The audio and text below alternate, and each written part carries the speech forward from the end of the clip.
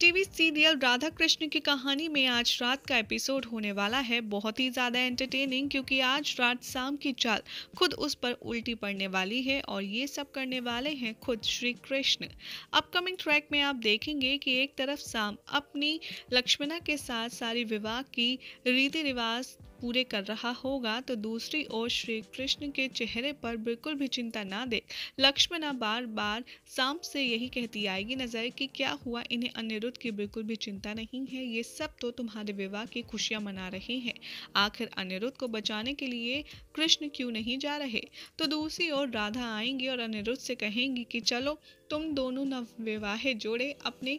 जीवन की शुरुआत एक खूबसूरत अवसर से करो और इसके लिए मैंने तुम दोनों का कमरा सज्ज कर दिया है। ये कहकर शाम बहुत ही ज़्यादा चिंता दिखाएगा और कहेगा कि मैं अपने नए जीवन का आरंभ कैसे कर सकता हूँ जब मेरा अनिरुद्ध ही किसी और की शिकस्त में है। अनिरुद्ध के लिए वो इस तरह चिंता दिखाता है कि मानो वो उसको बहुत ही ज़्यादा केयर करता है और बहुत ही ज़्यादा मिस कर रहा है। ये बात देखकर श्री कृष्ण शाम से कहेंगे कि मैं अनिरुद्ध के लिए तुम्हें इतना ज़्यादा चिंतित देखकर बहुत ही ज़्यादा प्रसन्न हूँ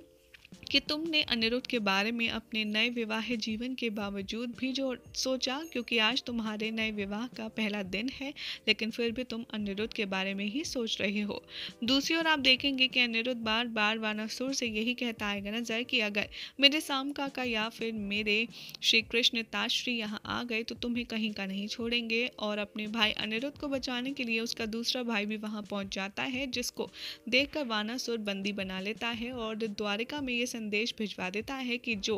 तुमने भेजा था अनिरुद्ध को बचाने के लिए अब वो भी हमारी गिरफ्त में है, यानी कि उसका भाई। दूसरी ओर श्री कृष्ण काफ़ी ज़्यादा घबरा जाएंगे और ये देखकर बलराम दाऊ बहुत ही ज़्यादा चिंतित होंगे और श्री कृष्ण से कहेंगे कि कान्हा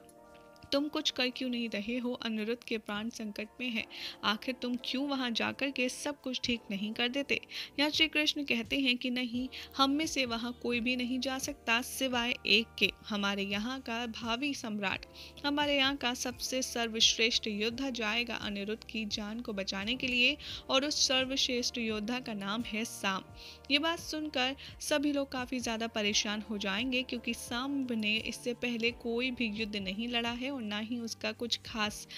एक्सपीरियंस्ड है उसको, और उम्र में भी शाम बहुत छोटा है, ऐसा जामवंती कहकर के उनके इस आदेश का पालन ना करने के लिए विनती करेंगी। लेकिन श्री कृष्ण सबको समझाएंगे और शाम को ये कहेंगे कि तुम्हें ही जाना होगा अनिरुद्ध की जान को बचाने के लिए और इसके लिए तुम्हें मैं अपनी शक्तियाँ भी दूंगा।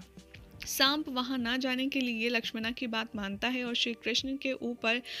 कुतर्क करता है और कहता है कि लेकिन आपसे ज़्यादा शक्तिशाली तो इस पूरे संसार में कोई नहीं है, मैं जाऊंगा और मैं वानासुर के सामने 2 क्षण खड़ा भी नहीं हो पाऊंगा, क्योंकि उसके पास असुरी शक्तियां हैं और मेरे पास तो कुछ भी नहीं। उसके साथ स्वयं शिव हैं और वो शिव का बहुत बड़ा भक्त है और मेरे पास तो फिलहाल अभी कोई खास शक्तियाँ भी नहीं है। ये बात सुनकर श्री कृष्ण शाम को अपने सारे शस्त्र देकर उसे अपना आशीर्वाद देंगे, जिसे पाकर शाम बहुत ज़्यादा प्रसन्न हो जाएगा और सोचेगा कि फाइनली मेरे पिता ने मेरे बारे में सोचा और जो शस्त्र वो कभी किसी को नहीं देते ना दिखाते वो उन्होंने मुझे दे दिए। लेकिन जैसे ही शाम के दिल में कृष्ण के लिए थोड़ी सी प्रेम भावना जाग रही होगी, लक्ष्मणा ये देखते हुए उसे अपनी खराब बातों से एक बार फिर से नेगेटिव कर देगी। लक्ष्मणा यहाँ पर कहेगी कि तुम जा तो रहे हो लेकिन अपने प्राणों की रक्षा करना, और तुम शायद भूल रहे हो कि हम दोनों का आगे का मंतव्य क्या है, हम दोनों का आगे का प्लान क्या है। इसी बात में अपने आप को और भी ज़्यादा सर्वश्रेष्ठ दिखाने के लिए सांप वनासुर से युद्ध करने के लिए अग्रसर हो जाएगा और दूसरी तरफ श्री कृष्ण राधा रानी से बातचीत करते हुए ये कहते आएंगे नजर कि सांब के पास ये स्वर्णिम अवसर है, अगर वो अपना नाम युद्ध भूमि के सुनहरे अवसरों में लिखना चाहता है तो उसे आज कृष्ण की शक्तियों का सही इस्तेमाल करना आना चाहिए। दूसरी ओर आप देखेंगे कि साम वानासुर के भवन में उसके समक्ष पहुंच जाएगा और उसे युद्ध के लिए ललकारेगा और कहेगा कि वानासुर, अगर तुम में हिम्मत है, अगर तुम में दम है, तो मेरे सामने आकर के मेरे साथ युद्ध करो, क्योंकि मेरे साथ कृष्ण के सारे शस्त्र और कृष्ण की समस्त शक्तियां मौजूद हैं। ये बात सुनकर वानासुर साम का मजाक उड़ाएगा और उसे बताएगा कि मेरे साथ तो स्वयं